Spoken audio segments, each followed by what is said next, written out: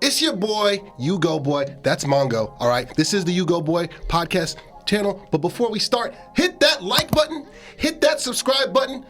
We got unfiltered, authentic conversations. We got sports talk. We got drops. Oh, yeah. So, Mongo, what should they do? Like and subscribe. Oh, yeah. Yahtzee. You look at the top teams currently in the respective conferences. How about those Chargers? I mean, the khakis are working. Harbaugh's doing his thing. He's doing what he does at any level. Cheating aside at Michigan.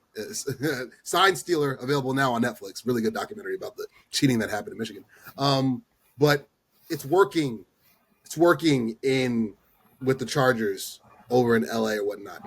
Even though the Rams, and a real bad loss, they should have beat the Eagles in Philadelphia. And if they could just lock up the center of the kicking unit, they go to Philly and they beat the Eagles, who they really dominated that game. That game was pretty lopsided for about three quarters until the Eagles found their offense toward the end. And again, the Rams just wet the bed special teams wise, but you still got to believe that the Rams are one of those top teams in the NFC. Eagles, of course, one of those top teams barely in the NFC.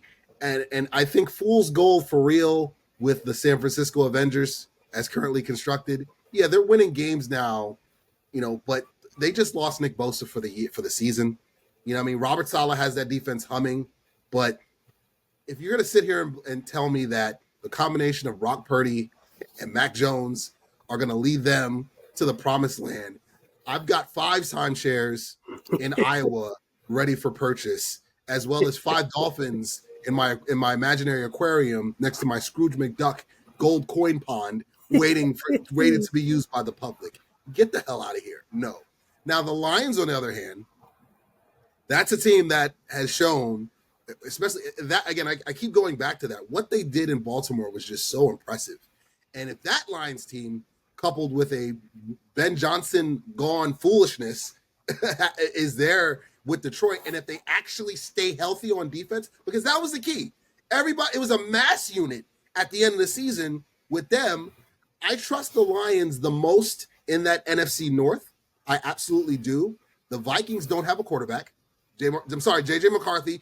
We tried to warn you guys. Tell me when I'm telling lies. We both tried to warn you that he's not generational. And oops, I guess we're right. Not only is he not generational, G-word, but he's also injury prone. He's hurt again.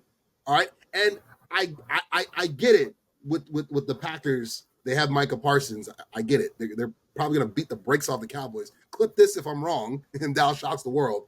But Jordan Love is not who you guys think he is. He's not. He's not. He's not. I watched that Washington game with Jaden Daniels and how they just made him look ordinary. We talked about the sophomore slump. Tell me when I'm telling lies. Tell me when I'm telling lies. No, like Jordan Love, if he's playing anybody, if Jordan Love was playing the Cowboys every week, he'd be a first ballot Hall of Famer. But he's not. He's not. He's looked pretty pedestrian in this. Did he not? Mongo, correct me if I'm wrong. Did he not just lose to the Browns? Because you know I'm right. Like, come on, so Mongo, my question real quick before we kind of put a button on this for the wraparound. In the NFC, I really trust the Lions, and since the tush push is still a legal play, I guess Philadelphia.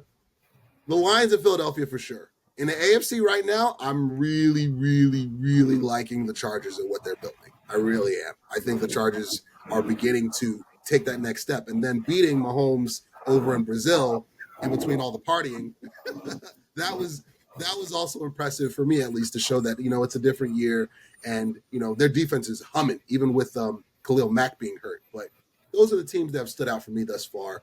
Just 3 weeks in, very young season. What do you think, Mongo? Who stood out to you in the respective conferences this early portion of the year? Yeah, over in the NFC, I tend to agree with you. Listen, Seattle is more feisty than I think we gave them credit for. I think we thought Sam Darnold was just a product of, you just saw what Carson Wentz was able to do with Minnesota. The Kevin O'Connell, branch. Quarterback whisper. Again, we talked about Mike McDonald and who can and can't be the next Sean McVay. O'Connell definitely can be. And so that NFC West has some talent out there, but got to be careful though. The Chargers, we talked about this on the last show, but again, Minnesota, they have Vegas twice, Tennessee, Indianapolis, Pittsburgh, a whole bunch of teams. They're going to play Kansas City again.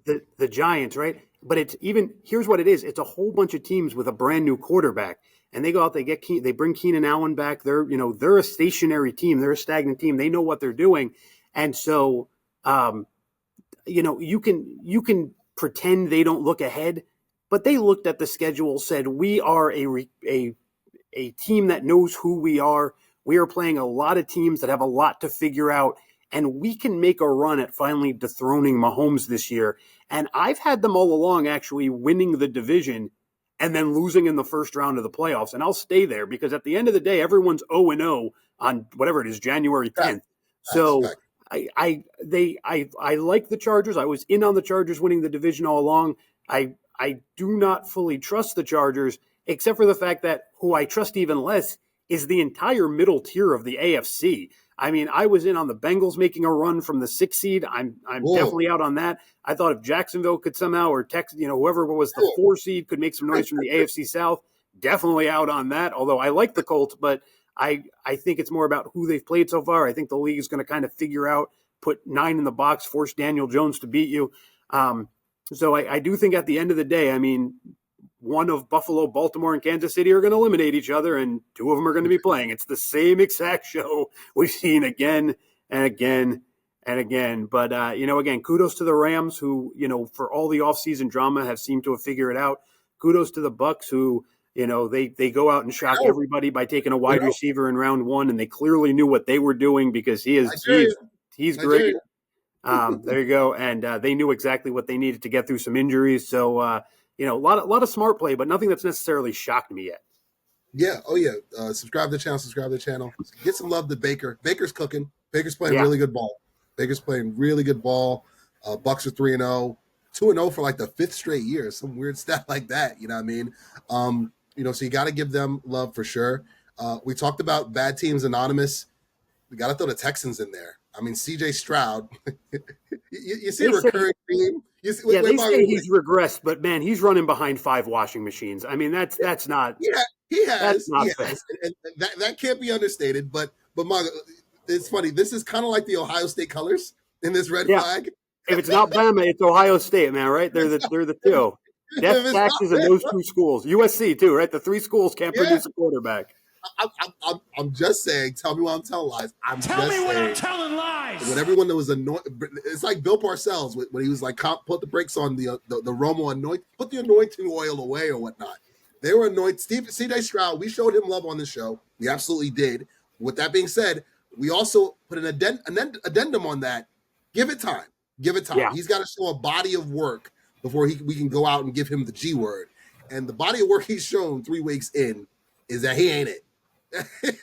and granted, the offensive line is a problem, but again, the Texans invested in the offensive line. They invested with draft picks and free agency. It just looks like whiff after whiff after whiff. It's your boy, You Go Boy, and my friends at New York Posse. They're gonna hook you up with some official gear. The Knicks are hotter than ever, and they're gonna get you right with some official snapbacks, beanies, official gear, official like tissue, baby.